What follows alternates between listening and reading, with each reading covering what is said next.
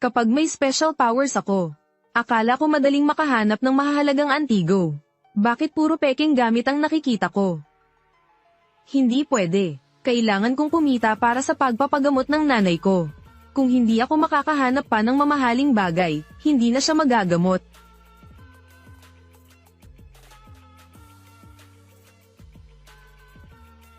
Nahanap ko na rin sa wakas. Umalis ka na. Saan nanggaling ang batang ito? Sige na, laro ka na. Huwag mo akong istorbohin sa pagtitinda ko. Boss, bakit mo naman sinabing iniistorbo kita sa negosyo mo? Bawal ba ang mga bata sa negosyo? Negosyo, ang liit-liit mo pa, marunong ka na agad magnegosyo. May pera ka ba? Anong pera? Kailangang makita muna ang paninda.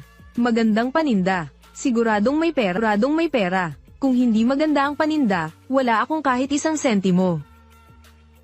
Interesting yun. Tingnan mo na. Ano man ang gusto mo, hindi kita bubulihan. Ang presyo ay magiging makatwiran. Salamat po ng marami.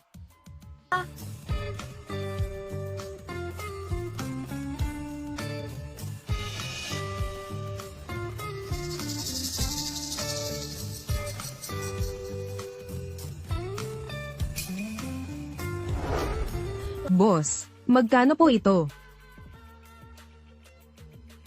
Ang batang ito. Iniisip mo bang mas mura ang mas maliit? Sinadya mo bang piliin ang pinakamaliit? Hindi naman. Ang ginagawa ko ay angkop sa akin. Wala man akong masyadong pera. Kailangan ko pa ring panatilihin ang dignidad ko. Sige na nga, hindi na rin kita lolokohin. Para maiwasan ang pagsasabi ng mga tao na inaapi ko ang mga bata.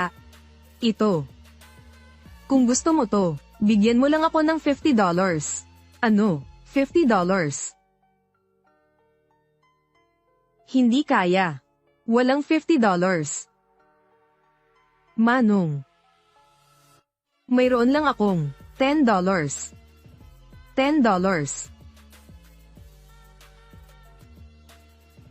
Sige na nga.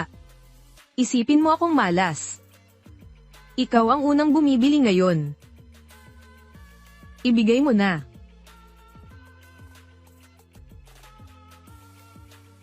Salamat po. Tito Lee, ang galing mo naman. Pati ang isang batang iyon ay naloko mo. Nabili mo lang ang produktong ito ng $1 noong nakaraang linggo, di ba?